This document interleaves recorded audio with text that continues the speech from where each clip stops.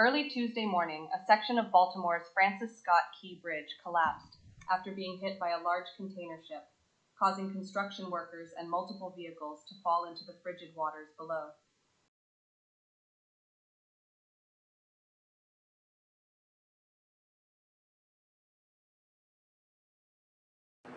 Thank you all for being here.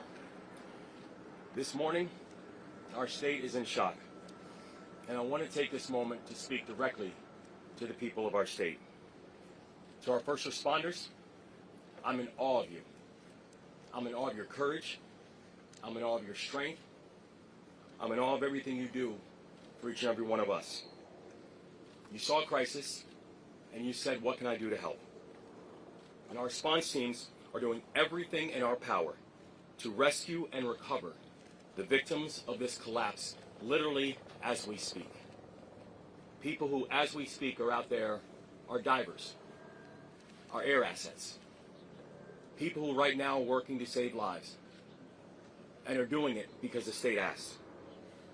And we will update the public as the work continues. To our partners inside and outside of government, I know this has been a long night. We started coordinating immediately after the Key Bridge collapse. The incident took place around 1:30 a.m. when the large cargo vessel Dolly collided with one of the bridge's support columns. This collision resulted in the rapid buckling and subsequent collapse of the bridge into the water. Good afternoon. Before I leave for North Carolina, which I'm going to do in a few minutes, I want to speak briefly about the terrible incident and accident that happened in Baltimore this morning.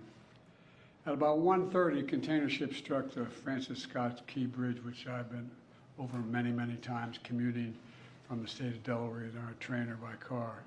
I've been in Baltimore Harbor many times. And the bridge collapsed, sending several people in vehicles into the water, into the river. And multiple U.S. Coast Guard units, which are stationed very nearby, thank God, were immediately deployed along with local emergency personnel. And the Coast Guard is leading the response to the port, where representatives from the Federal Highway Administration, the FBI, the Department of Transportation, the Army Corps of Engineers, as well as Maryland officials and Baltimore Police and Fire, are all working together to coordinate an emergency response. Officials at the scene estimate 8 people were unaccounted for still. Were unaccounted for. That number might change. 2 have been rescued, 1 without injury, 1 in critical condition. And the search and rescue operation is continuing for all those remaining as we speak. I spoke with Governor Moore this morning, as well as the Mayor of Baltimore, the County Executive, both United States Senators and the Congressman. And my Secretary of Transportation is on the scene. I told them we're going to send all the federal resources they need as we respond to this emergency. I mean all the federal resources. And we're going to rebuild that port together. Everything so far indicates that this was a terrible accident. At this time, we have no other indication, no other reason to believe there's any intentional act here. Personnel on board the ship were able to alert the Maryland Department of Transportation that they had lost control of their vessel, as you all know and reported. As a result, local authorities were able to close the bridge to traffic before the bridge was struck, which undoubtedly saved lives. Our prayers are with everyone involved in this terrible accident and all the families, especially those waiting for the news of their loved one right now. I know every minute in that circumstance feels like a lifetime. You just don't know. It's just terrible. We're incredibly grateful for the brave rescuers who immediately rushed to the scene, and to the people of Baltimore. I want to say we're with you. We're going to stay with you as long as it takes. And like the governor said, you're Maryland tough, you're Baltimore strong, and we're going to get through this together. And I promise we're not leaving.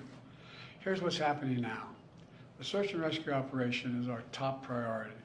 Ship traffic in the Port of Baltimore has been suspended until further notice, and we'll need to clear that channel before the ship traffic can resume. The Army Corps of Engineers is on the spot and is going to help lead this effort to clear the channel.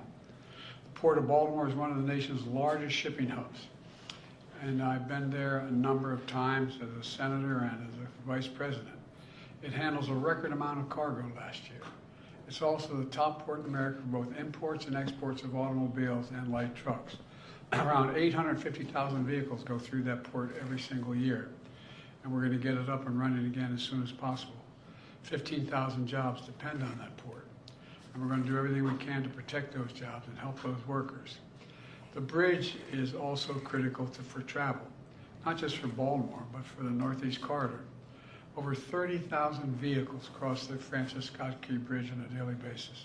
It's virtually, it's one of the most important elements for the economy in the Northeast and the quality of life. My transportation secretary is there now. As I told Governor Moore, I've directed my team to move heaven and earth to reopen the port and rebuild the bridge as soon as humanly possible. And we're going to work hand in hand with the support of Maryland to support Maryland whatever they ask for. We're going to work with our partners in Congress to make sure the state gets the support it needs. It's my intention that the federal government will pay for the entire cost of reconstructing that bridge, and I expect the Congress to support my effort. This is going to take some time.